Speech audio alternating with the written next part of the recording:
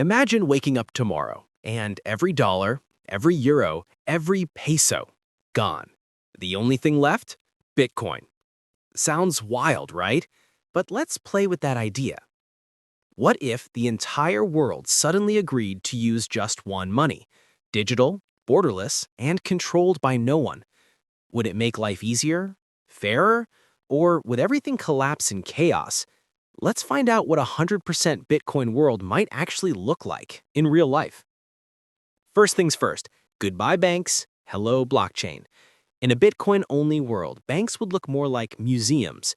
Your bank account would be a digital wallet you control yourself. No one could freeze it, hack it easily, or print more money out of thin air. Sounds amazing until you realize you're also your own bank. Lose your password? That's not forgot password. That's goodbye life savings. Picture a stick figure proudly holding a digital wallet, then dropping it into a volcano. Then comes the end of inflation. Well, mostly. Right now, governments can print new money whenever they want, like adding water to juice. More money, same stuff, equals higher prices. But Bitcoin? It's limited to 21 million coins ever. That's like a pizza that can never get bigger. If more people want a slice, the price just goes up. So in a Bitcoin world, your savings wouldn't melt away slowly. But that also means no one can stimulate the economy when things go wrong. Imagine the world's economy as a car. Right now, governments can pump gas when the car slows down. With Bitcoin, the gas tank is locked forever. Prices would dance, a lot. Bitcoin's value goes up and down like a roller coaster at 2 a.m. Imagine trying to buy groceries when the price of milk changes every 10 minutes. Today, 1 Bitcoin buys a car. Tomorrow, 1 Bitcoin buys a sandwich. To fix that, stores might change prices in real time, or people might use Satoshis, tiny Bitcoin fractions.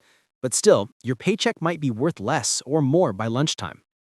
One world, one currency. No more converting dollars to yen or pesos to euros. A freelancer in India could get paid instantly by a client in the US.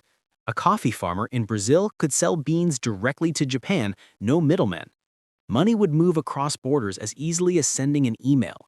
It's a dream for global trade and a nightmare for countries that rely on controlling their own money. And that's the thing, governments would lose a superpower. Today, central banks manage interest rates, print cash, and control liquidity. With Bitcoin, that power disappears. Poof! No one can print more coins to pay national debts. No one can bail out banks that made bad bets. That sounds fair until your country hits a crisis. Imagine a natural disaster, and the government can't create emergency funds. Bitcoin brings freedom, but also rigid limits. It's like living in a house with no credit card, safe from debt, but also no backup plan. Then there's the end of hidden money tricks. Ever heard of quantitative easing? Most people haven't, and that's the point. It's when governments quietly create more money behind the scenes. In a Bitcoin world, that's impossible. Every transaction is public, transparent, and traceable on the blockchain. That means no secret bailouts, no backdoor deals, just pure math. But it also means no privacy. Your payments could be tracked forever unless special tools are used. So it's like living in a glass house. Beautiful transparency, but nowhere to hide. Now, let's talk about wealth equality. Bitcoin fans say it's the great equalizer. Everyone plays by the same rules. No favorites, no printing presses. But in practice, early adopters already hold most of the coins. It's like joining a game where others have been mining gold for years before you arrived. Over time, if Bitcoin keeps gaining value, those early holders could become ultra-rich. So instead of banks controlling wealth, it might just shift to Bitcoin whales. Freedom for everyone, but not equal outcomes. And here's another thing. No more just reverse the payment. If you accidentally send $100 to the wrong person with your credit card, you can call your bank. With Bitcoin, once it's sent, it's gone. That's great for security. No chargebacks, no fraud reversals. But also terrifying. One typo and your money is history. Imagine typing one wrong letter in an address. Poof. Then comes the big elephant in the room. Energy. Bitcoin mining uses a lot of electricity. If the whole world used only Bitcoin, that energy demand would skyrocket. Supporters argue miners would move to cleaner energy sources, chasing cheap renewables. Critics say it could still be a massive strain on the planet. Maybe one day technology will solve it, but for now, the trade-off is real. Digital money that's global, but power-hungry. And society itself would change, in strange ways. Think about it. No cash, no cards, no middlemen. Just people and math. Corruption would be harder. Cross-border business would be easier, but every small mistake would cost more. Some countries might thrive, especially those with unstable currencies today. Others might resist, afraid to lose control. It could unite the world financially or divide it faster than ever.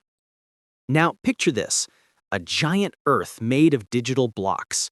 Every person, from a farmer to a CEO, connected by glowing Bitcoin lines. The network never sleeps. Every transaction, from a cup of coffee to a billion-dollar deal, happens in real time. No banks, no borders, just code. It's a beautiful, scary, exciting vision, all at once. But let's be real. Would the world really switch to Bitcoin completely? Probably not. At least not soon. Even partial adoption is already shaking the system. People in unstable economies are using it to escape inflation.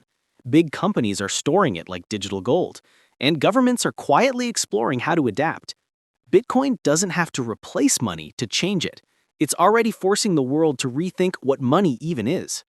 If the world used only Bitcoin, we'd gain freedom, transparency, and equality under one rulebook. But we'd also lose safety nets, flexibility, and privacy. It's the ultimate trade-off: control for the individual versus control for the system. Maybe that's the real lesson. Bitcoin doesn't have to take over the world. It just has to remind us that money should serve people, not control them. Now picture one last image, a stick figure holding a glowing Bitcoin standing between two worlds. On one side, crumbling paper money. On the other, a bright digital future. And the voiceover says, the question isn't whether Bitcoin will rule the world, it's whether we are ready to rule our own money.